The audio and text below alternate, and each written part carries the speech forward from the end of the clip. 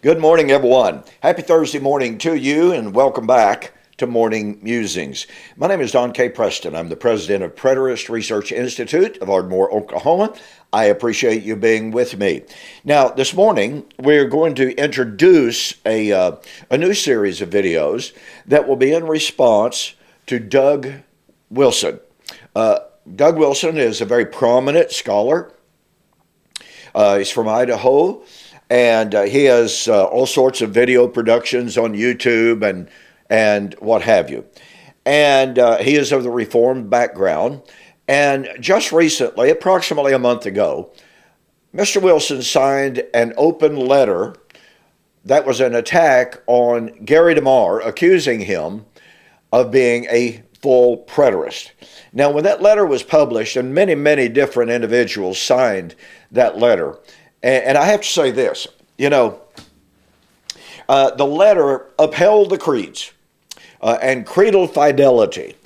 And what is so absolutely fascinating about this is that a large number of the individuals who signed that inquisitorial letter, that's my term for it, attacking Gary DeMar, many of them take positions that are diametrically opposed to the creeds, particularly the Westminster Confession of Faith. For instance, Gary DeMar is accused of being in violation of the creeds. Okay? They're calling him back to faithfulness to the creeds, to affirm the creeds. And yet, one of the signers of that letter was Kenneth Gentry. When it comes to eschatology, guess who stands diametrically opposed to some of the major tenets of the Westminster Confession of Faith? Kenneth Gentry. Kenneth Gentry does not accept the view stated in the Westminster Confession of Faith about the Antichrist. The WCF holds the position, sets forth the position, that the Pope and the Catholic Church are, the beast, the man of sin, etc., and will be destroyed at the coming of the Lord. Kenneth Gentry categorically rejects that view and says that's unbiblical. And it's okay to reject that view espoused by the Westminster Confession of Faith. And you know what? Some other men who signed that inquisitorial letter likewise reject the Westminster Confession of Faith. So these men have decided it's okay to reject the eschatology of the Westminster Confession of Faith, but it's not okay for Gary DeMar to do that. Heavens! The inconsistency, the self-contradictions between some of the men who signed that letter condemning Gary DeMar, some of those differences are stunning. So anyway, Doug Wilson signed that letter. Now, he purports himself to be a friend of Gary. I don't have a reason in the world to doubt that. But he says that he's had conversations with Gary. He just very, very recently, over the last week or so, I believe, has stated that Gary has expressed a willingness to get together with him personally. Okay, that's good. That's fine. In the meantime, approximately a month ago, Doug Wilson produced a video entitled Theological Jenga and Full Preterism. That was in March of 2023. And Mr. Wilson set forth 10 reasons why we should reject full preterism. Now, I'm going to get to those reasons here momentarily in a really, really quick summary thing, because what I want to do this morning, before we get to an examination of Doug Wilson's comments about full preterism, I wanted to give you a little bit of a recap on my debate, which was held last night, April the 12th. And you'll have to excuse me. I worked real hard in that debate. My voice is weak this morning.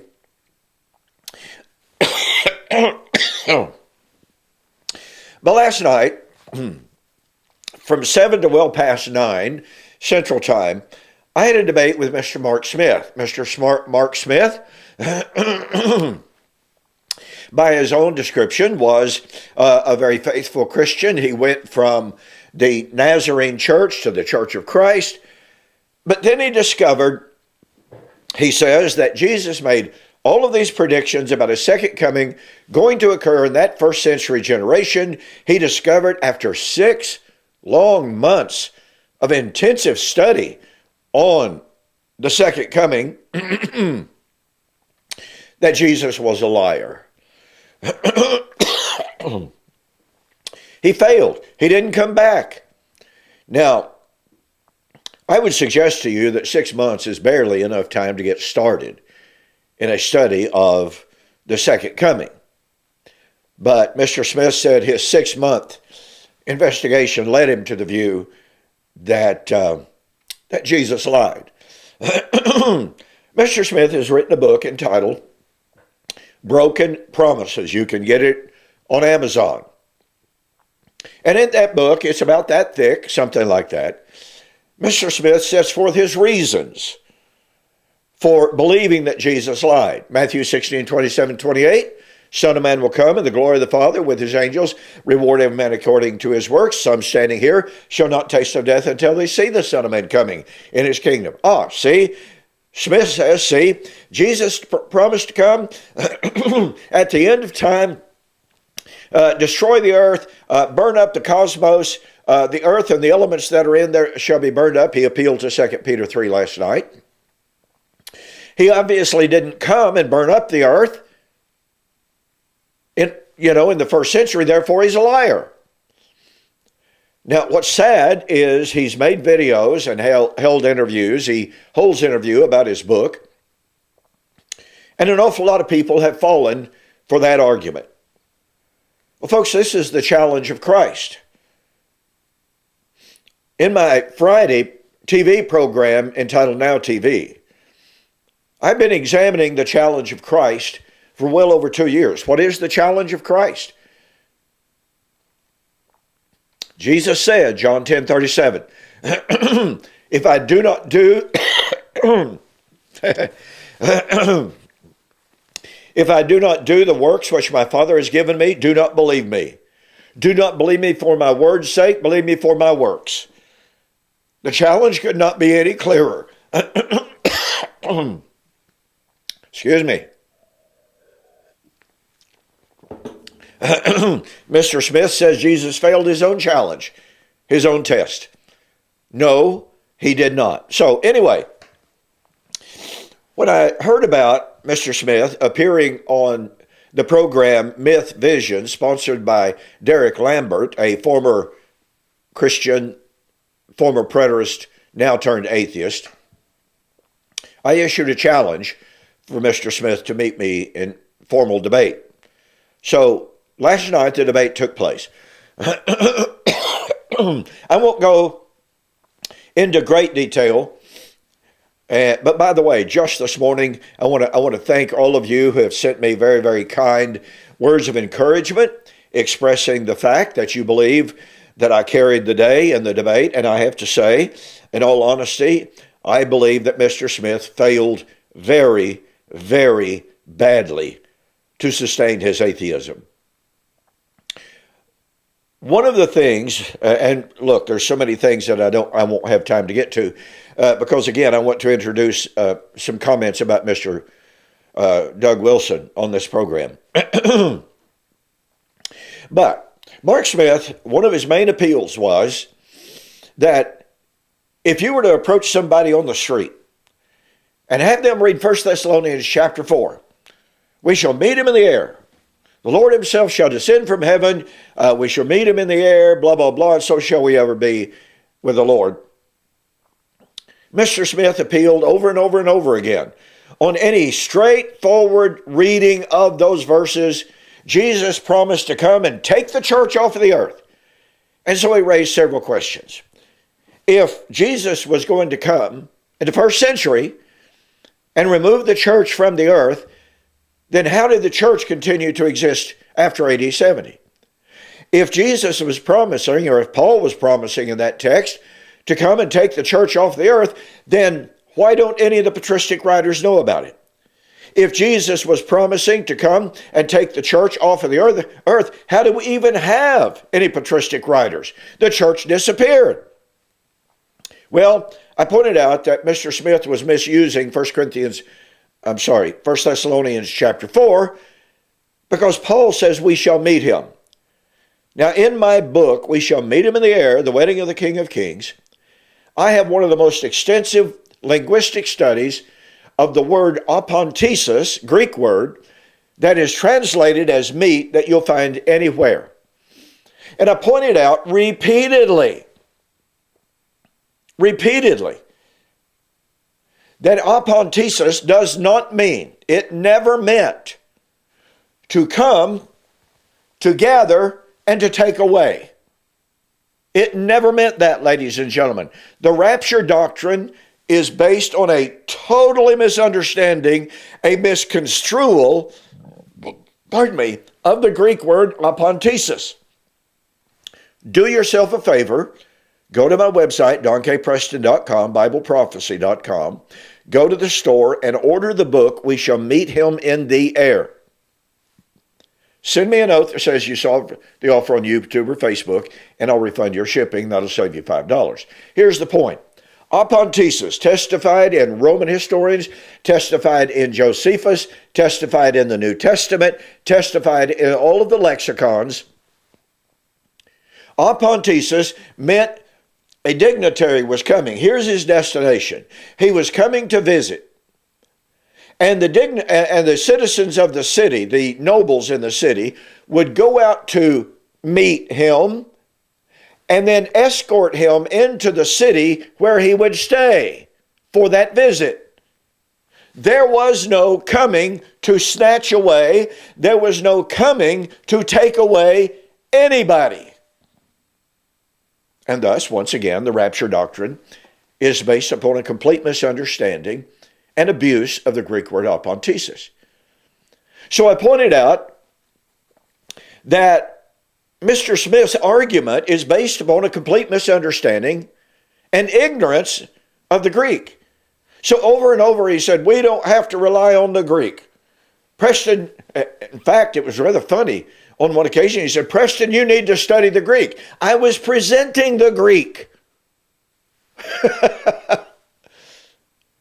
And then he objected to me using the Greek. We don't need to go to the Greek. We don't need to go to the Hebrew. We don't need to go into any of all that kind of stuff. All we need to do is just read the Bible in its context. And if we were to go out on the street, hand somebody a Bible, have them read it, what would they think? And I pointed this out several different times, to which he refused to respond. If you go out on the street today, you are not having people who were raised in the Grecian culture understanding the meaning of apontesis. You would not be dealing with people raised in a Hebraic environment that would understand the apocalyptic metaphoric nature of the language of the coming of the Lord. It is therefore a completely misguided hermeneutic to say, oh, let's go out on the street and ask somebody to read this text, because we know what they would say. Oh, that's Jesus coming for the rapture. You see, ladies and gentlemen, this completely ignores the meaning of the biblical words. It is a totally simplistic, facile hermeneutic that is completely false. We are reading someone else's mail when we read the Bible, as my friend Gene Fadley used to say. And he's absolutely correct.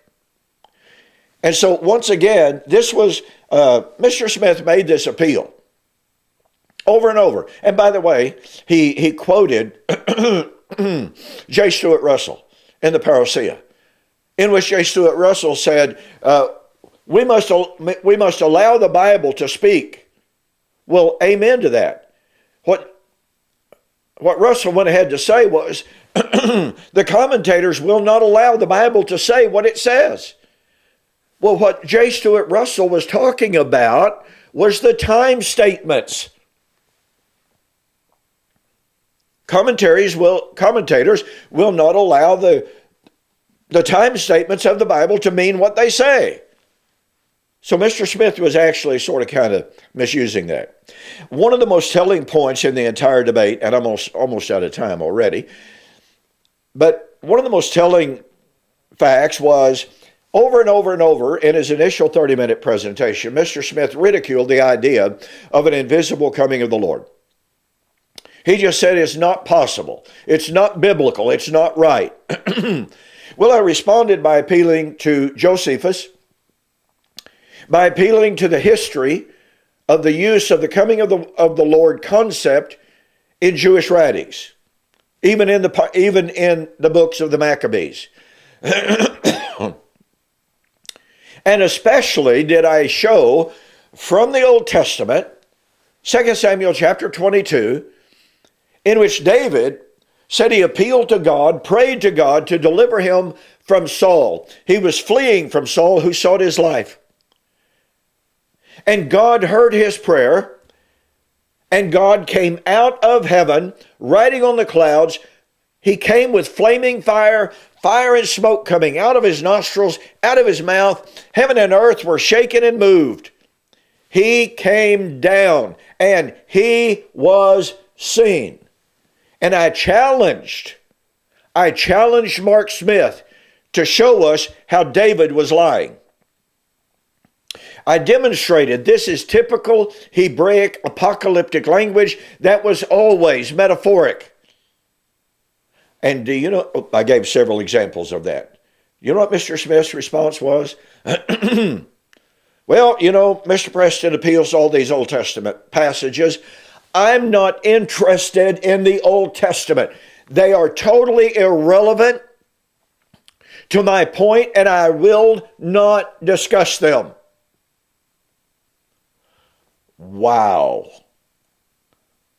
That was absolutely stunning. So I pointed out over and over and over and over again,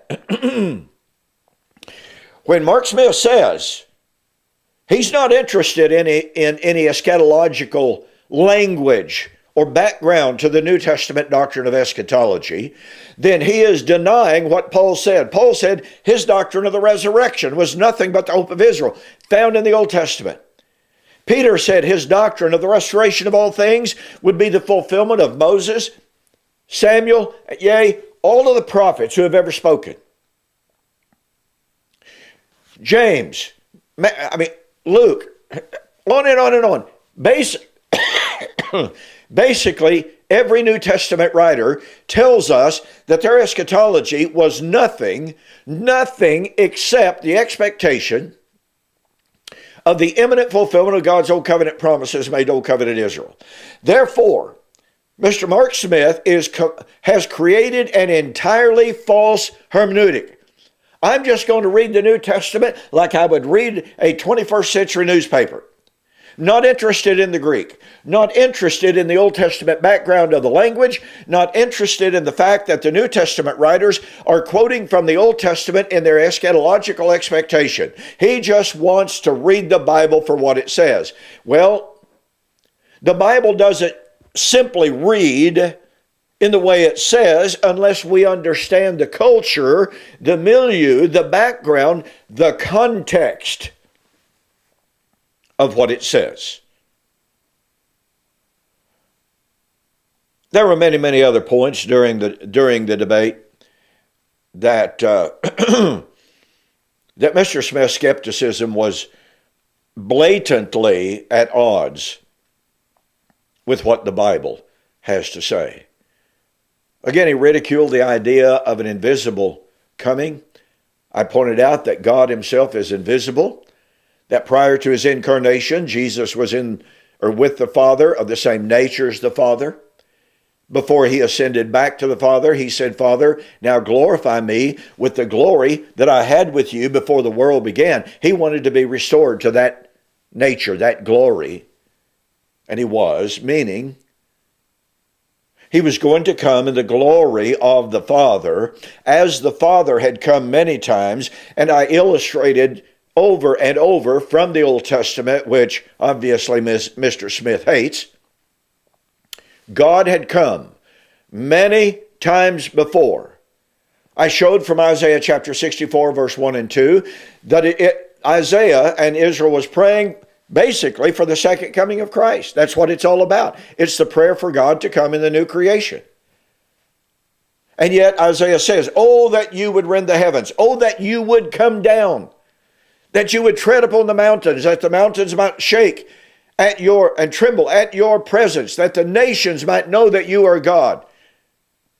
When you did mighty things for which we did not look, you came down. The nations trembled at your presence. The mountains quaked. Now, wait a minute.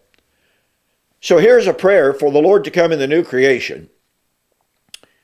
But it's a prayer for God to come, for Israel, obviously, praying for Yahweh to send his Son to make the new creation in the same way God had come many times before.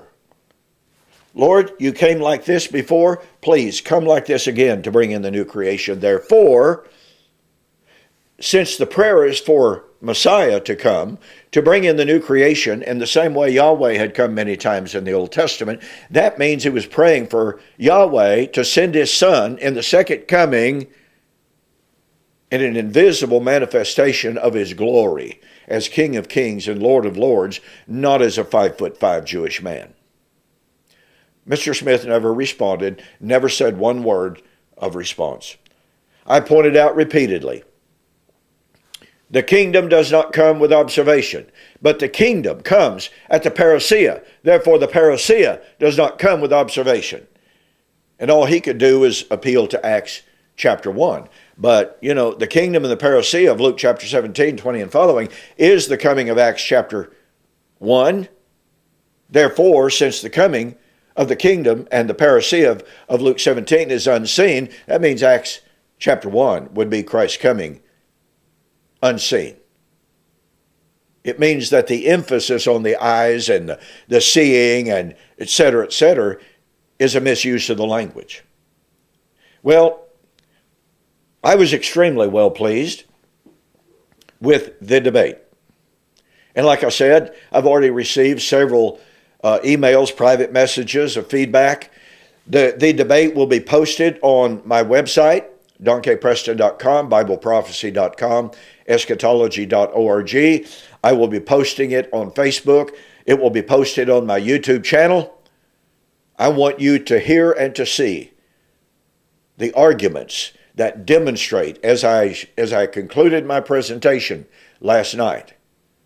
Covenant eschatology is the only answer to the challenge of Christ. It is the only answer for the skepticism of men such as Mark Smith. Full preterism proves that Jesus came. The Bible is his word. He exists. He gives us eternal life. Covenant eschatology is the only answer. All futurist eschatologies fail. Covenant eschatology is the answer. Well, thank you so much for joining me for this morning's morning musing. So I didn't get to Doug Wilson and his 10 points in his video. I apologize for that, but I knew that a bunch of you would want a recap of the debate, so I thought I would do that for you. Now, don't forget, tomorrow we will continue our examination of Steve Gregg's book, Why Not Full Preterism. Don't want to miss that. Thank you again for joining me for this morning's morning musings. I'll see you on the flip side.